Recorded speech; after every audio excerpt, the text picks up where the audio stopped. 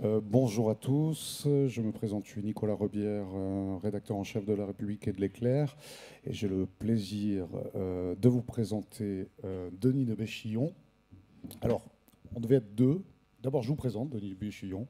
Vous êtes professeur. Alors, je vais demander comment je vous présente. Alors, vous aviez pas mal de titres. Vous m'avez dit professeur à l'Université de Pau, ça c'est la première chose. Et surtout, vous avez été membre des commissions Balladur et Simone Veil dans les années 2007 et 2008 qui ont participé à la révision de la Constitution. C'est les deux choses que vous m'avez dites et auxquelles vous teniez finalement. On devait avoir François Sureau, qui malheureusement n'a pu venir. On m'avait dit vous l'excuserez, donc déjà vous pouvez expliquer pourquoi. Alors, je comprends votre déception. François Sureau n'est pas là. Je suis triste pour vous.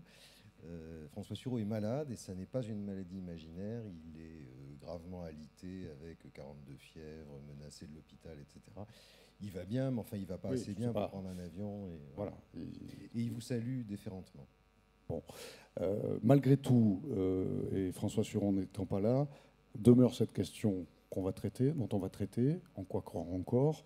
Et puis, quand je vous ai contacté, on s'est dit en quoi peut-on croire encore au droit, pardon.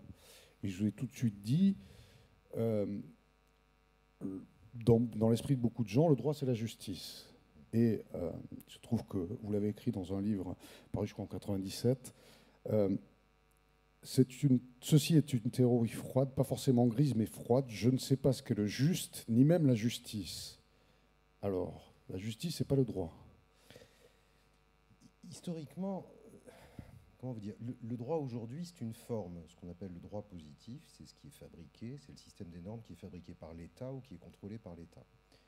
Et l'État peut fabriquer le meilleur et le pire. Donc il y a une disjonction presque naturelle entre le droit tel qu'il est et la justice telle qu'on peut s'imaginer qu'elle devrait être, c'est-à-dire le monde du juste, ce que les anciens appelaient le droit naturel, c'est-à-dire une espèce d'équilibre spontané des choses.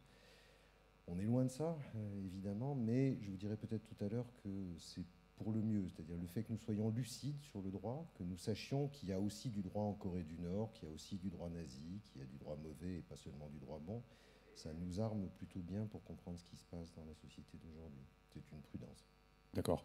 Alors, on commence dans le vif du sujet, passer la question de la justice. Peut-être qu'il faut remonter un peu le micro, je pense. Je ne sais pas si les gens entendent bien. Est-ce que on peut croire au droit? Alors, il vaudrait mieux ne pas, et il faut quand même un peu. Ouais. Sinon, vous ne servez plus à rien. Voilà. Alors, il vaudrait mieux ne pas pour plein de raisons. D'abord, la première, la plus importante, c'est celle que je viens de vous dire. Le droit, c'est vraiment une forme. C'est la catégorie très particulière des règles qui sont engendrées ou contrôlées par l'État. Et l'État est une invention historique relativement récente, très particulière, dont on pourra dire un mot aujourd'hui. Mais ça n'est pas plus que ça. Et donc, puisque tous les États font du droit, il faut naturellement n'avoir aucune confiance dans le droit, parce qu'il n'y a aucune raison d'avoir naturellement confiance dans tous les États possibles à la surface du globe. Donc, de ce point de vue, confiance sur moi. Il y a d'autres raisons pour lesquelles il vaut mieux ne pas avoir trop de confiance dans le droit, et par exemple dans le droit d'aujourd'hui, c'est que c'est fait un peu n'importe comment. Alors bon. On voit bien que ça ne marche pas formidablement. Alors, il va falloir que vous nous preniez des exemples. Alors, si je vous dis par exemple que le lobbying sur les assemblées parlementaires est une chose épouvantable, je vais vous sentir tous d'adhésion et j'en vois qui vont me parler d'huile de palme, de Total, etc. Et comme il se trouve que je pense exactement l'inverse, j'ai envie de vous dire qu'il n'y a pas assez de lobbying et qu'un des drames que nous connaissons dès qu'il s'agit d'aborder des questions économiques, techniques, technoscientifiques un peu compliquées, vient de ce que la classe parlementaire n'est pas suffisamment informée, n'est pas nécessairement au niveau requis pour adopter les textes les mieux à même de répondre aux défis qui sont les siens. Et on fait malheureusement de très mauvais textes par défaut d'information ou par excès d'improvisation de la part d'une classe parlementaire qui n'est pas toujours parfaitement à la hauteur de ce qu'on serait en droit d'exiger d'elle. Donc vous voyez, c'est un exemple. Moi, j'ai professionnellement beaucoup d'illustrations, de textes que j'ai vus naître dans des états d'improvisation déraisonnables, dans des moments déraisonnables, d'emphase déraisonnable, devant un Parlement déraisonnable qui fait de grosses bêtises. Donc vous voyez, c'est un exemple. Mais vous en avez d'autres. On a beaucoup parlé, au moment des Gilets jaunes, on a beaucoup dit que une des raisons pour lesquelles les gens étaient descendus dans la rue venait de ce qu'il y avait trop de technocratie à l'œuvre dans la fabrique du droit. C'est un bon exemple, ça.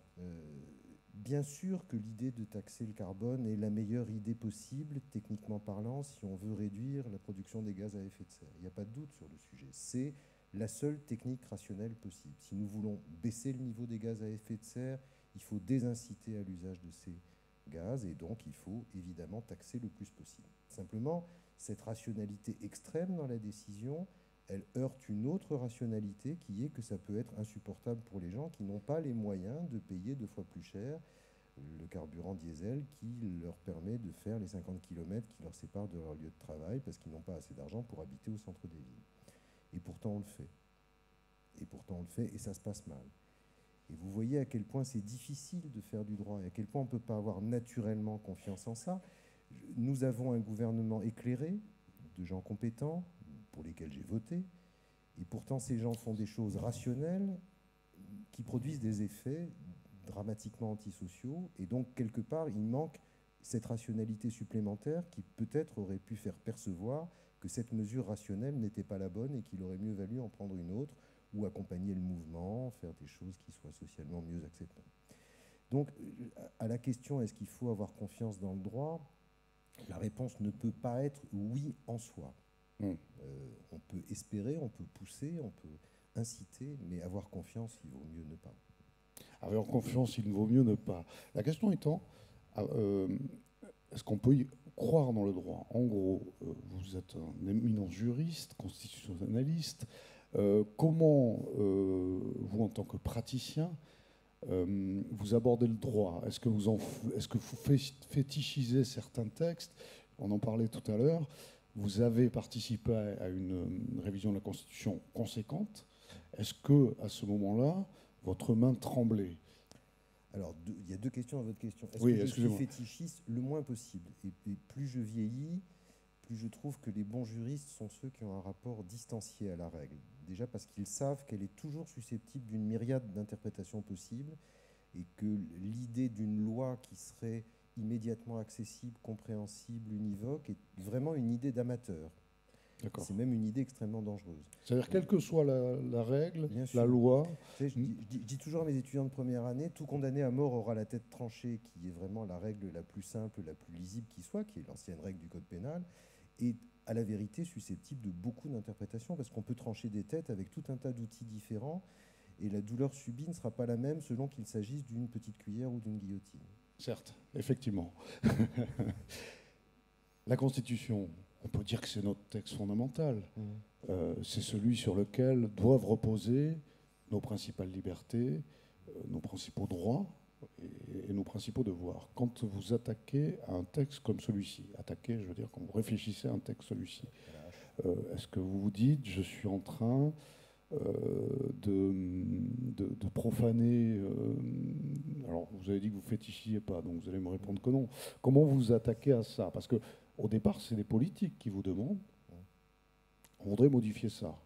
Alors, la Constitution, c'est une affaire plus grave que tout le reste, parce que pour des raisons dont on parlera peut-être tout à l'heure à propos des libertés, c'est quand même ce qui restera au bout du compte quand il ne restera plus rien d'autre, c'est-à-dire quand un grand coup de torchon populisto, ce que vous voulez, aura fait de notre démocratie un petit tas de cendres.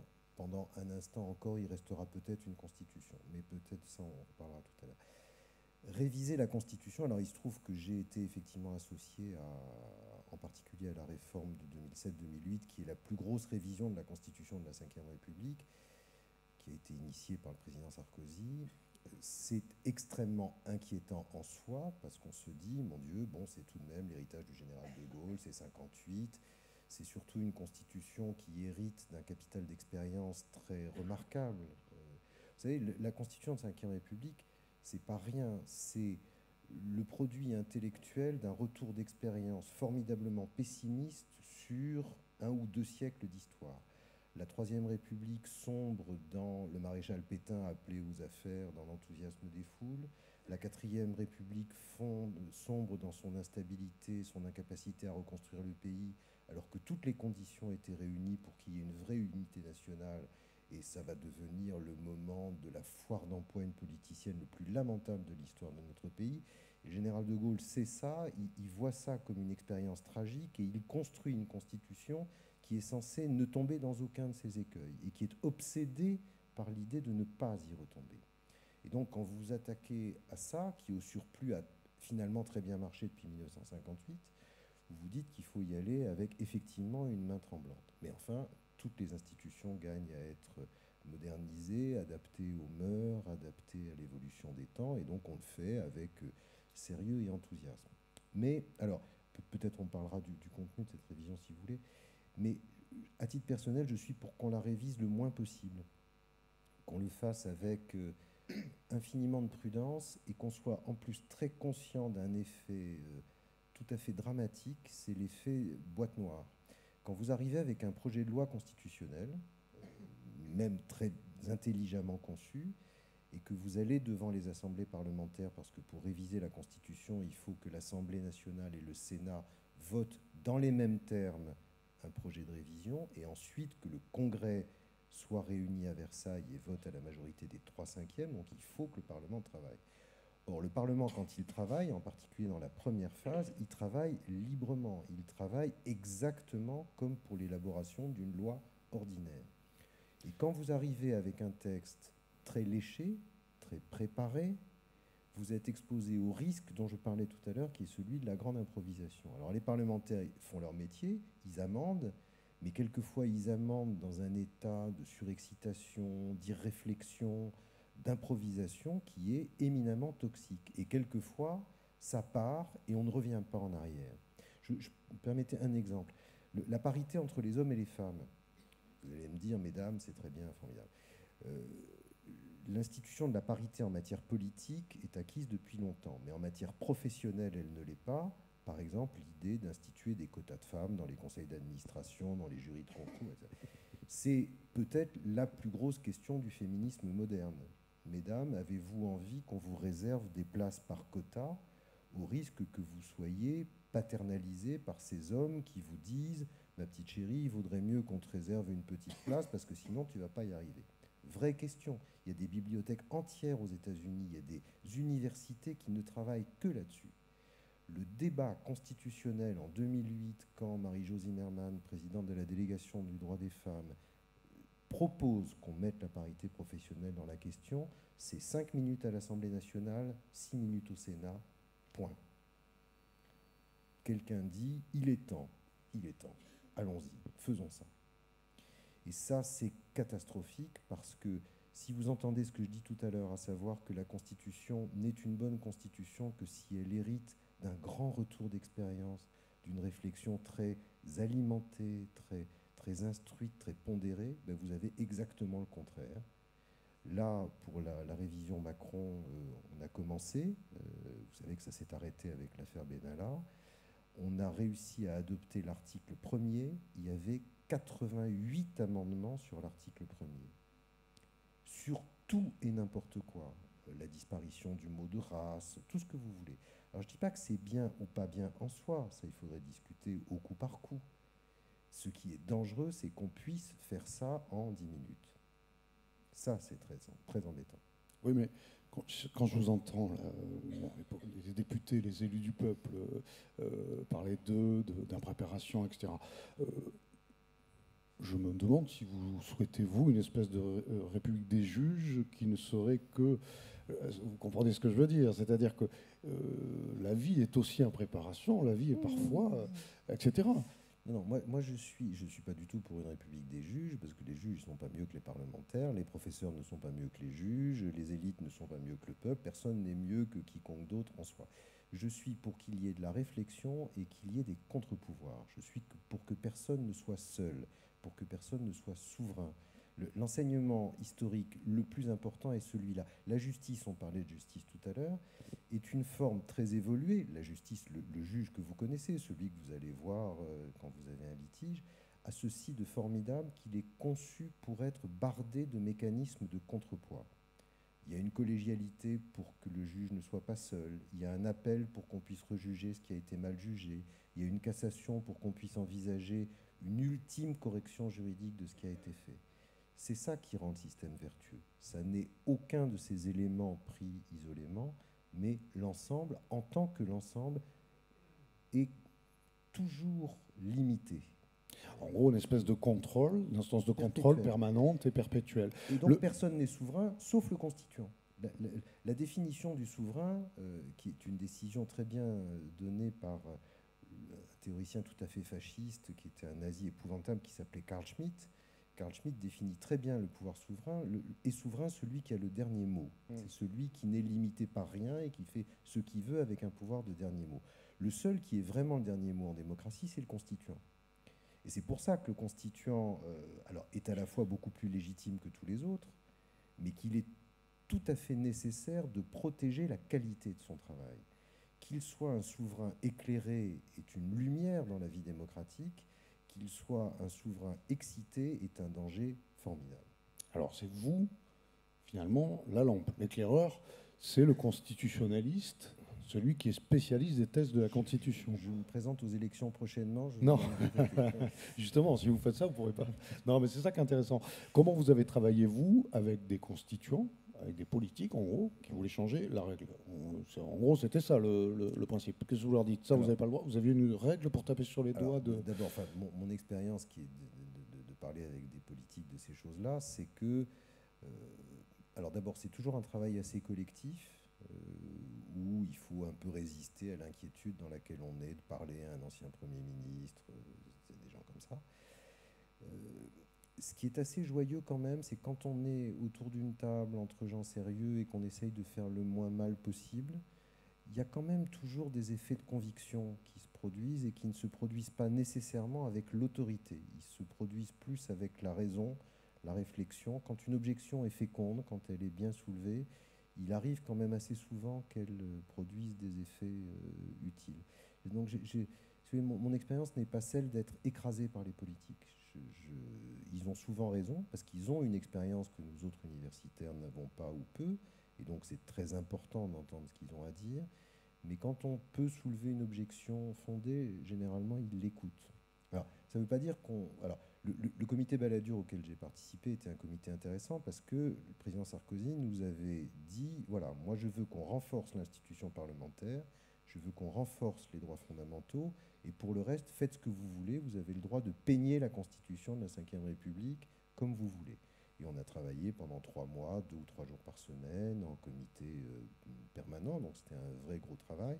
Si vous me demandez mon avis sur la qualité de ce qu'on a fait, je vais vous dire. Alors, je vous demanderai. Mais c'était un vrai travail créatif, sérieux, de très bonne qualité. Et pourtant, on entend encore des critiques sur l'hyper-présidentialisation, c'est-à-dire que le renforcement des pouvoirs du Parlement, soit ils n'ont pas été assez renforcés, soit c'est peut-être la Constitution de la Ve qu'il faut ne plus peigner, mais carrément raser, je ne sais pas.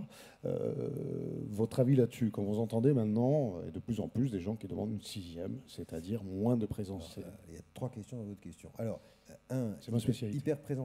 Hyper-présidentialisation, c'est une blague absolue. D'abord, la révision de 2008 n'a amené aucun pouvoir supplémentaire au président de la République, sauf celui d'aller parler devant le Congrès des députés. Ça n'est pas un pouvoir, c'est une capacité d'expression extrêmement difficile à manier, dont il ne retire à la vérité aucun avantage significatif, sauf Hollande au moment des attentats, parce que là, il a bien saisi que ça avait du sens de parler à la nation par ce truchement-là, mais pour le reste, ça ne sert à rien. L'hyper-présidentialisation... C'est difficile à dire, je suis désolé. C'est une épreuve. C'est une vraie plaisanterie. Le président Pompidou avait 20 fois plus de pouvoir que le président Macron. Malgré le quinquennat auquel on prête, finalement... Le quinquennat a aggravé une tendance lourde qui est de tout faire remonter à la décision du président, mais pour une raison très cohérente. Vous avez une élection du président de la République qui fait élire quelqu'un porteur d'un programme, qui va demander à l'Assemblée nationale nouvellement élue de réaliser ce programme. Il est donc non seulement investi d'une légitimité très forte, mais aussi d'une cohérence très forte dans sa revendication à dire le Parlement est là pour faire ce que je lui demande de faire. Politiquement, bien sûr que ça impose une concentration non pas du pouvoir, mais de l'attention sur le président, parce que ça crée une espèce de ligne droite. Bon, très bien. Mais en termes de pouvoir pur, je reprends, prenez Pompidou. Pompidou n'a en face de lui pas de Conseil constitutionnel, pas de Conseil d'État suffisamment armé, un ministre de l'information et pas une autorité de régulation, une capacité de piloter l'économie absolument comme il veut. Il n'a pas de décentralisation. Fixer les prix à l'époque. Mais bien sûr. On l'a oublié, on fixait le prix de la baguette. Le niveau des contre-pouvoirs qui ont été institués depuis 25 ans rend la réalité de l'exercice du pouvoir présidentiel infiniment moins dense et exigeante que ce que les gens croient. Beaucoup, beaucoup, beaucoup moins. En revanche, il a sur lui une très grosse caméra, ça c'est certain. Alors, Maïdi, demandez-moi ce que j'en pense. Vous avez travaillé à cette révision, elle a été adoptée. Le résultat. Alors, on a fait déjà, ce qui est bien, c'est ce qui a changé. Peut-être expliquer aux gens qu'est-ce qui a changé dans le très concret. Alors, il y a 77 dispositions de la Constitution qui ont été modifiées en 2008, donc c'est quand même pas rien, c'est un gros, gros morceau. Il y a une réussite d'ampleur historique formidable que nous avions proposée, qui a été adoptée par le Constituant, c'est ce qu'on appelle la question prioritaire de constitutionnalité. C'est ce qui vous permet, à l'occasion de n'importe quel litige devant n'importe quel juge, de soulever une interrogation sur la constitutionnalité de la loi qu'on vous applique. Et jusque-là, on était dans un rapport très assujetti à la loi. On appliquait la loi, on subissait la loi, mais on ne pouvait pas la discuter. Et on pouvait, en particulier, on ne pouvait pas en discuter la constitutionnalité. Et puis là, désormais, on peut soulever une interrogation en disant, bon, ben d'accord, voilà cette loi, mais moi, je pense qu'elle est contraire au droit de propriété, au principe d'égalité, etc. Et cette contestation est élevée jusqu'au Conseil constitutionnel qui peut trancher. Prenez la garde à vue, par exemple. On faisait des gardes à vue où on pouvait interroger le prévenu hors la présence de son avocat immédiatement, et où il était très souvent amené à avouer au pénal, par exemple, des choses qu'il avait commises ou pas, mais dans un effet d'émotion. Le Conseil constitutionnel a estimé que cette disposition était inconstitutionnelle parce qu'elle ne protégeait pas assez les droits de la défense, et en particulier qu'elle ne mettait pas l'avocat en situation de dire à son client « écoutez, taisez-vous, on en reparlera plus tard, vous et moi, mais ne dites rien parce que ça peut vous nuire ». Bon, c'est un vrai formidable problème. Alors ça, c'est vraiment, à l'échelle historique, ce qu'on a fait de mieux. Pour le reste, il y avait un... Alors, où c'est que ça a raté? Où est-ce que ça a raté? Je crois que le postulat n'était pas bon. C'est-à-dire l'idée de vouloir absolument renforcer le Parlement, c'est-à-dire redonner plus de souveraineté, plus de pouvoir à l'institution parlementaire, est une fausse bonne idée. Spontanément, c'est, puisque nous sommes tous des démocrates, l'idée que nous avons que le Parlement n'a pas assez de latitude, pas assez de pouvoir. Mais le fait est que quand on lui en donne plus, quand on diminue le niveau de la rationalisation du parlementarisme, c'est-à-dire du contrôle que l'exécutif a sur le Parlement, on a beaucoup plus d'obstruction parlementaire, beaucoup moins d'efficacité, on fabrique des normes de moins bonne qualité, constitutionnellement plus fragiles, et on se rend de nouveau plus tributaire du jeu politique dans ce qu'il a de moins estimable. Et au total, alors cette réforme de 2008 a des aspects positifs, mais je pense qu'on a été trop vite. Il y a des choses qu'on a faites dans l'enthousiasme qui mériteraient peut-être qu'on ne les refasse pas. Vous savez, le fameux article 49.3, vous avez tous entendu parler de l'article 49.3, ça permet de faire du chantage au Parlement. Vous avez des frondeurs, vous avez une majorité socialiste, vous avez des frondeurs, ils ont l'immaturité politique qu'on sait, ils embêtent le pouvoir politique et on ne peut pas faire passer une mesure très importante pour dynamiser le marché de l'emploi. Bon. Qu'est-ce que peut faire le président de la République? Demander au Premier ministre d'engager le processus de 49.3, c'est-à-dire dire au Parlement, soit on adopte le texte tel qu'il est, tel que moi, gouvernement, je le pense utile et nécessaire, soit vous déposez une motion de censure, cette motion de censure peut être votée, à ce moment-là, le gouvernement tombe, et moi, président de la République, je dissoudrai l'Assemblée nationale pour faire trancher le litige par les électeurs. C'est extrêmement violent, parce qu'effectivement, le débat parlementaire s'arrête. Mais vous savez, historiquement, cette violence a été très vertueuse. Quand la France connaissait une inflation galopante et où notre pays était en danger réel de devenir une espèce de petite Argentine dans les années 80, et qu'il a fallu faire voter une loi de blocage des prix et des revenus. Mais les parlementaires ne voulaient pas, c'était tout à fait un système analogue à celui de la fronde, Et il a fallu 49.3 pour que ça soit possible. Donc et grâce à Dieu, je veux dire, l'économie française n'a pas collapsé parce qu'il a fallu mettre ce coup de schlag un peu violent sur l'institution parlementaire. Or, en 2008, on a démonétisé 49.3 en disant, bon, comme c'est vraiment pas bien, on va écrire dans la Constitution qu'on ne peut pas le faire plus d'une fois par session pour des textes qui ne sont pas des textes budgétaires. Par session, ça veut dire par an, à peu près. Même pas, parce qu'on peut faire des sessions extraordinaires. En réalité, on a quand même bricolé intelligemment le texte pour pouvoir le faire à la vérité autant qu'on veut. Ah bon, moi, je fais une session parlementaire extraordinaire par texte dont j'ai besoin. Mais optiquement, on a accrédité l'idée que c'est mal 49.3. Et d'ailleurs, le discours politique sur 49.3 est toujours que c'est mal. Mais c'est pas mal du tout, c'est bien. C'est le moment où tout le monde est appelé à ses responsabilités. Le Parlement prend ses responsabilités. Vous voulez faire tomber le gouvernement, faites tomber le gouvernement. Vous voulez prendre le risque de retourner devant les électeurs, retournez devant les électeurs. Vous voulez prendre le risque de perdre votre siège, perdre votre siège. Du côté du pouvoir exécutif, c'est la même chose. Le gouvernement met sa tête sur le billot, il prend ses responsabilités. Il sait que si ça se termine mal, il y aura des élections et qu'elles ne lui seront pas nécessairement favorables. Il prend ses responsabilités. Le président de la République prend ses responsabilités. C'est ça l'histoire. C'est pas autre chose que ça. On dit toujours siffler la fin de la récréation, mais c'est très bien. Sifflons la fin de la récréation. On n'est pas du tout là pour s'amuser. On n'est pas là pour s'amuser, mais on peut laisser vivre le débat. C'est ce qu'on reproche au 49.3. En gros, c'est pour ça que c'est aussi vertueux, c'est que c'est l'art du politique de savoir jusqu'où ne pas aller trop loin. Si vous gouvernez à coup de 49.3 parce que vous voulez discipliner votre majorité alors qu'elle est normalement oppositionnelle, vous allez au-devant des pires ennuis. Ça se passera très mal. Et donc, c'est le pouvoir exécutif qui perdra l'opération. Si vous en faites un usage pondéré et intelligent, c'est très bien. La dissolution, c'est la même chose. Quand vous dissolvez, comme l'a fait le général de Gaulle en 68, parce qu'il y a nécessité ardente d'en finir avec un mouvement qui dramatise le rapport des citoyens au pouvoir politique, rend la vie impossible, etc. C'est génial parce que c'est le peuple qui dit finalement je préfère l'ordre au désordre, et ça tranche la question de la manière la plus légitime. Quand, comme le président Chirac l'a fait, vous dissolvez l'Assemblée nationale simplement parce que vous trouvez que votre majorité est inconfortable, qu'elle n'est pas très sympathique avec vous et que vous le faites pour des raisons de confort, vous prenez une tôle aux élections et vous vous retrouvez en cohabitation juste après avoir été élu pendant la totalité de votre mandat. Tant pis pour vous.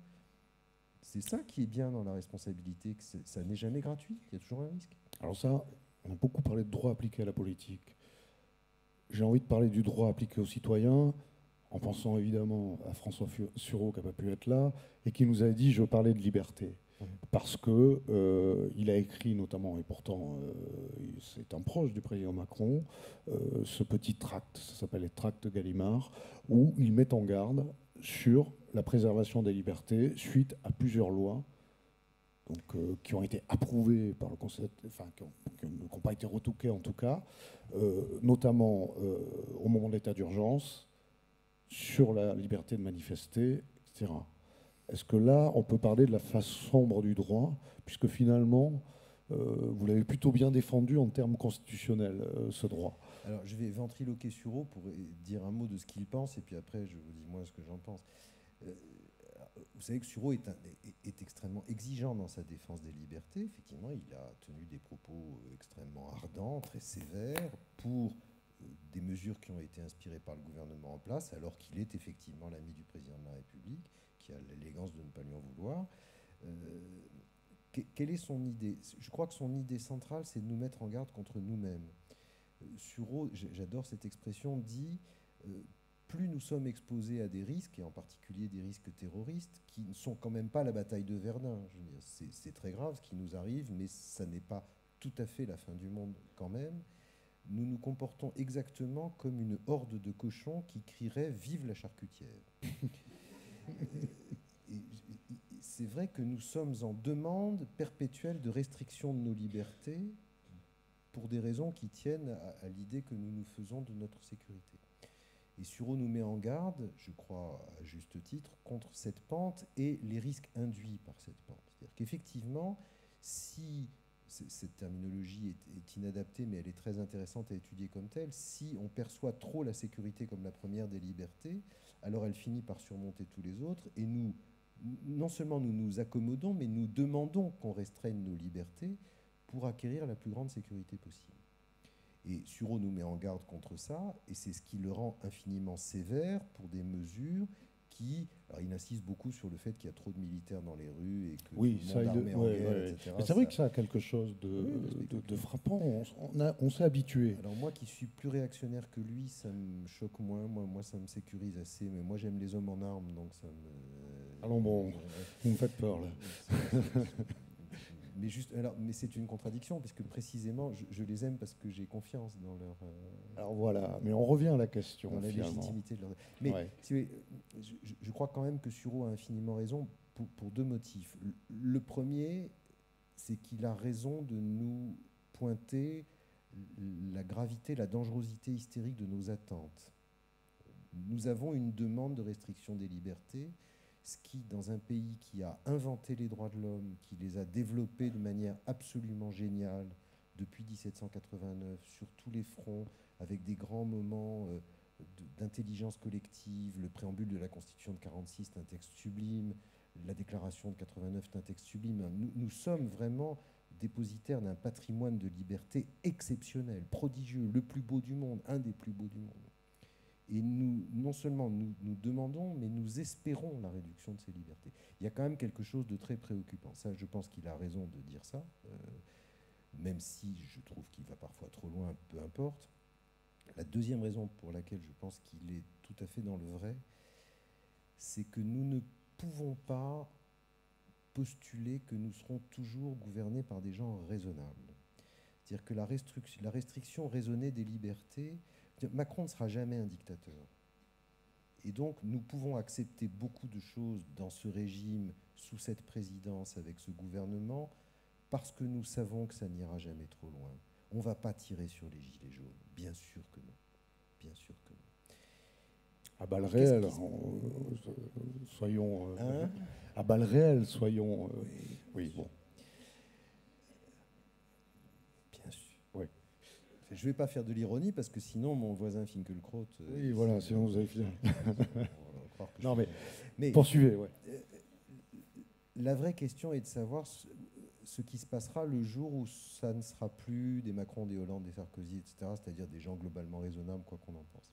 Or, ça, vous savez, ce coup de torchon, nous y sommes fortement exposés. Quand vous regardez l'évolution des régimes démocratiques des pays européens depuis 10 ans, il y a toutes les raisons du monde d'être catastrophé par ce qui se passe. Je dis européen, mais on peut inclure l'Amérique dans le paysage. La tension populiste est quelque chose qui doit nous alarmer parce que bien sûr qu'un jour la France pourra aller vers ça. Bien sûr qu'un jour nous aurons quelque chose qui sera peut-être Mélenchon, peut-être Marine Le Pen, et quelque chose qui appellera pour le coup une très grande réticence devant le risque qu'on utilise le patrimoine de nos normes à des fins ou dans une mesure inquiétante. Et c'est là où il faut se méfier. En 1789, quand les Lumières sont au pouvoir, on pense que les institutions doivent être créées, fabriquées pour fonctionner malgré tout. Il faut que ça marche avec des incompétents, des corrompus, des malhonnêtes et des imbéciles. Et c'est comme ça qu'il faut construire une constitution. Ça doit marcher malgré tout. Et c'est en cela que la constitution de la Ve République est remarquable, c'est qu'elle a toujours marché malgré tout.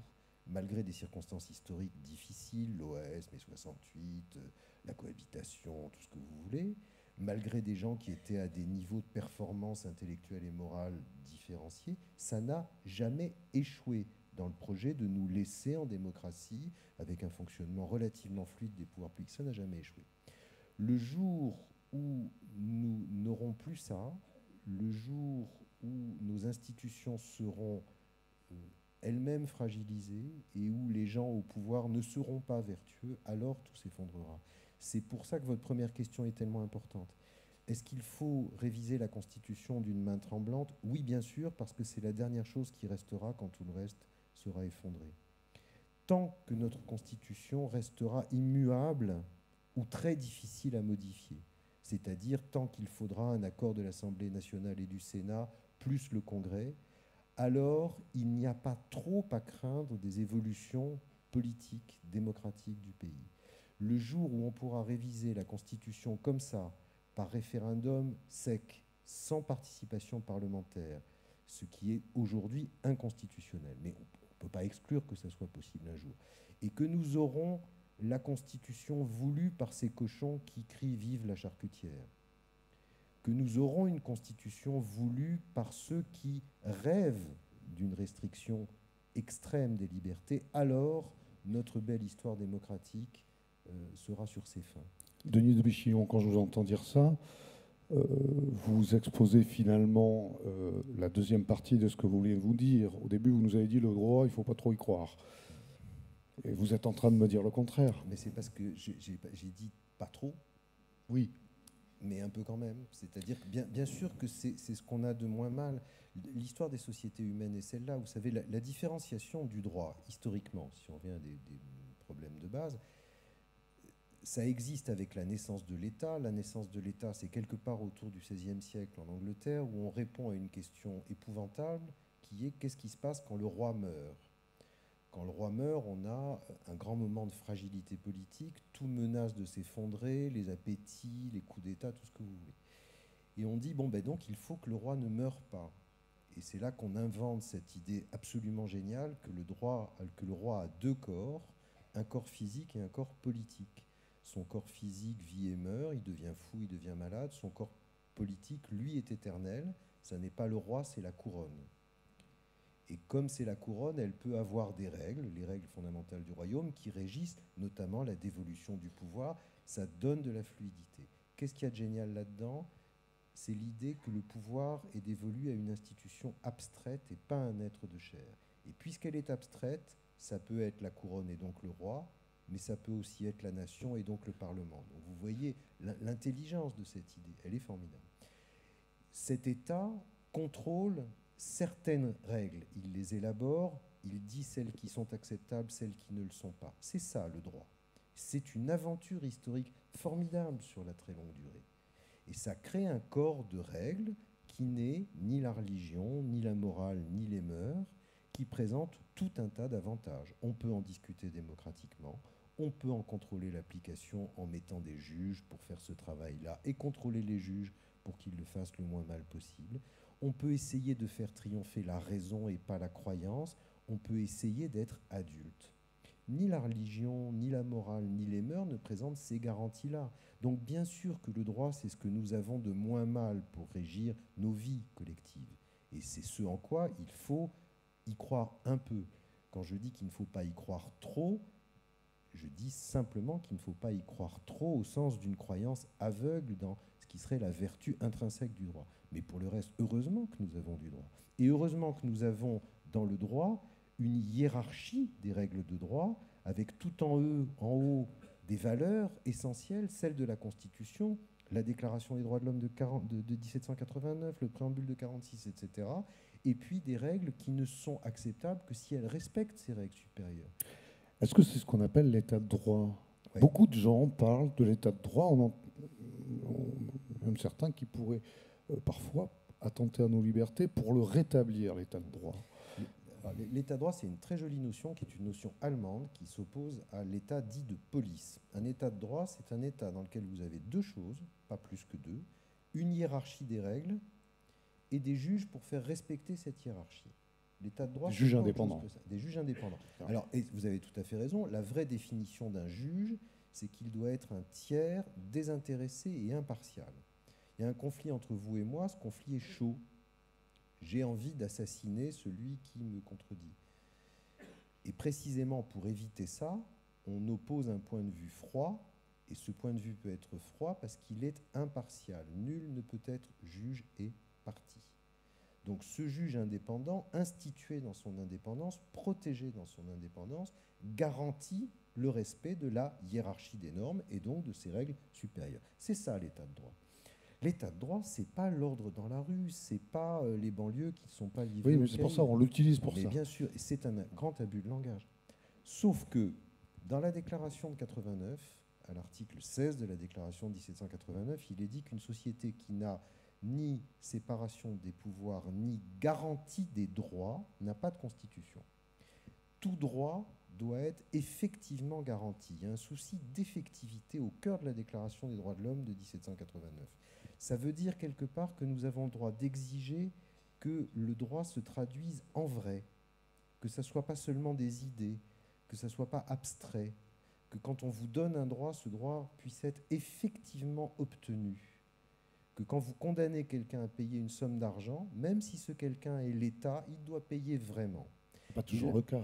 Si, maintenant de plus en plus. On a fait de grands progrès là-dedans. Non, non, ça on ne peut pas dire ça. Aujourd'hui, les condamnations globalement sont... Il y a des tas de choses qui ne marchent pas bien, bien sûr. Mais on a quand même tendanciellement progressé dans ces domaines-là. Mais ça rejoint votre sujet.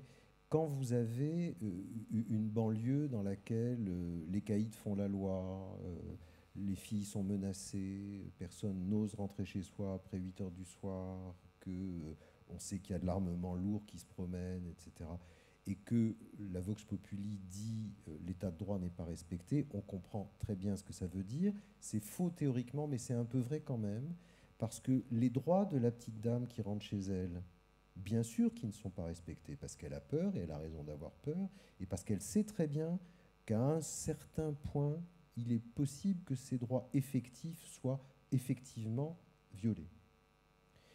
Et donc, ça n'est pas totalement impropre de dire ça comme ça, au sens où l'effectivité doit appartenir au droit, même si on sait très bien que le droit ne peut pas être toujours efficace. Vous avez tous violé un feu rouge. Ça n'a jamais empêché le feu rouge d'être obligatoire. Et moi-même qui vous parle... Alors, combien de points? 12. Bon, merci Denis de Béchillon. Alors, je vous explique. On m'a expliqué, on peut avoir quelques questions dans la salle, on me l'écrit même. En gros, je vous remercie, je pense qu'on peut vous applaudir d'ailleurs. On va lancer le générique.